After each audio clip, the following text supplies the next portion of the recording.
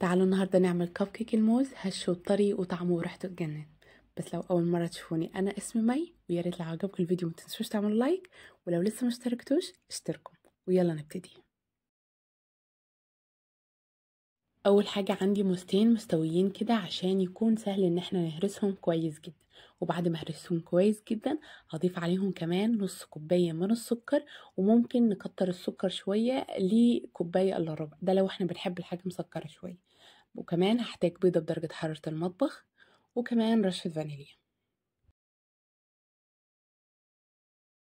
وبعدين اخلط المكونات مع بعضها لحد ما اتاكد ان السكر خلاص اختفى، وكمان المكونات كلها اتخلطت مع بعض، ويكون الخليط بدأ ان هو يبقى فتح شويه او لونه ان هو فتح شويه. هضيف كمان نص كوبايه زبده او مثلا نص كوبايه زيت او ميكس بين الزبده والزيت، لكن الزبده بتدي طعم حلو قوي بالذات لكيكه الموز او لاي كيكه عامه، بس بتبقى طعمها حلو جدا. فزي ما قلت لكم ممكن نستبدل الزبده بالزيت. بعد ما ضربتها او خلطتها شوية مع بعض انزل كمان كوبايتين من الدقيق، وعليهم كمان معلقة من البيكنج باودر كبيرة اللي هي حوالي 10 جرام، وكمان نص معلقة صغيرة بيكنج صودا. بس كده دي مكوناتنا وسهل جدا. ويكون جنبنا كمان نص كوباية من الحليب بس مش هنضيفها كلها. ابدا اخلط الكيك بتاعي كده واتاكد ان خلاص دي بدا ان هو يختفى. ابدا ان انا انزل كميه اللبن بتاعتي معلقتين بمعلقتين. كيك الموز عامه اصلا ما بياخدش سوائل كتير عكس الكيكات التانية، بس بجد بيبقى طري جدا وهش قوي لذيذ بجد. هبدا انزل معلقتين بمعلقتين، هم خدوا معايا تقريبا بالظبط كده يعني نص كوبايه ناقص معلقه صغيره. ممكن كميه اللبن تزيد او تقل عشان دقيقه عن دقيقه بيبقى يختلف. فببدأ ان انا احط معلقتين بمعلقتين لحد ما يبقى القوام بالشكل ده. وطبعا احنا واحنا شغالين كده في الكيك لازم نكون مشغلين الفرن على درجة حرارة 180 في الرف الوسطاني، والنار بس شغالة من تحت. هي تقريبا بتاخد معانا 20 دقيقة بالظبط، ما نحاولش نكتر عن كده عشان الكيك ما ينشفش مننا.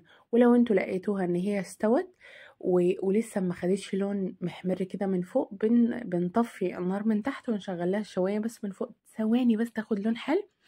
طبعا هنا انا حطيت في كيس حلواني عشان تبقى الدنيا نظيفة كده، وان احنا نقدر نحشي القوالب بتاعتنا بكل سهولة وما تبقاش مبوظين الدنيا.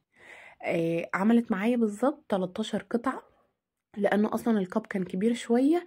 ممكن لو ان احنا استعملنا الكب صغير شوية هتعمل معانا كمية اكبر. بس لا بقى شكلها حلو كده وعسول. وطبعا احنا اللي بعشق الكيك الموز بالذات وهو سخن كده رهيب. كيكه هشه وطريه وجميله قوي. احنا عملنا قبل كده كيكه الموز والكراميل، كانت كيك تحفه جدا. هسيب لكم اللينك بتاعها في صندوق الوصف لانها كانت تحفه جدا جدا جدا. هنا بقى ممكن كنا اصلا نستكفى بالكيك من الاول ونرش عليها رشه شوكليت شيبس كده قبل ما ندخلها في الفرن، بس انا عشان نعمل شويه حركات للولاد كده فحطيت كريم شانتيه سكرها هادي شويه، وحطيت كمان عليها خطوط كده من الكراميل، واستكفيت بس بواحده عين جمل كده. بجد شكله حلو قوي ومبهج كده للاطفال، وشكله يعني يشهي قوي.